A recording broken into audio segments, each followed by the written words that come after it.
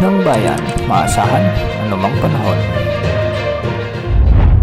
Magandang araw po sa ating lahat. Ngayon ay araw ng Biyernes, October 17, 2025 at narito ng pinakuling update sa magiging lagay ng ating panahon. Sa kasalukuyan ay may minomonitor tayong bagyo at pinangalanan ito ng Pag-asa bilang Bagyong Ramil. Ito yung LPA na nabuo o pumasok sa ating area of responsibility kahapon. Huling namata ng sentro ng Bagyong Ramil sa layong 1,145 kilometers silangan ng southeastern Luzon. Taglay nito ngayon ang lakas ng hangin na umaabot sa 45 kilometers per hour malapit sa gitna at pagbugsong maabot sa 55 kilometers per hour. Kumikilos ito ngayon ng pakanluran, hilagang kanluran ng mabagal at meron itong diametro na maabot sa 350 kilometers. Sa ngayon nakataas na ang tropical cyclone wind signal number 1 sa eastern portion ng Quezon Province sa may Camarines Norte, Catanduanes, Camarines Sur, Albay at northern at eastern portions ng Sorsogon. Samantala sa Visayas nakataas din ang signal number 1 sa silangang bahagi ng northern Samar. Pinag-iingat natin ang mga lugar na ito dahil posibleng makaranas na ng mga pag-ulan at pagbugso ng hangin ng mga lugar na ito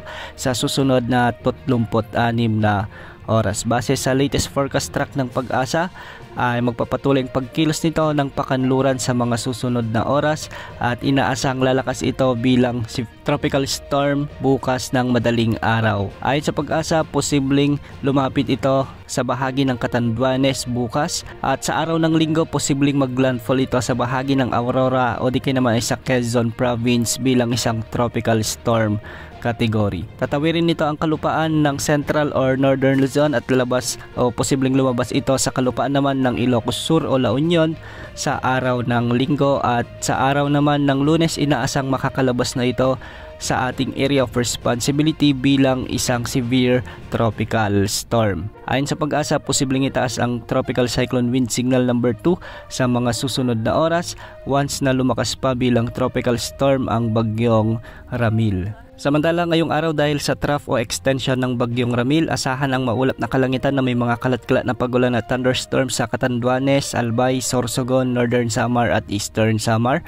Samantala easterlies naman ang makakaapekto at magdadala ng maulap na kalangitan na may mga kalat-kalat na pagulan at thunderstorms sa Metro Manila, Calabarzon, Mainland Cagayan, Isabela, Bulacan, Aurora, Oriental Mindoro, Marinduque, Romblon, ang nalalabing bahagi ng Bicol Region at ang nalalabing bahagi ng Visayas. Samantala, northeasterly wind flow naman ang makakaapekto sa Batanes at Babuyan Islands.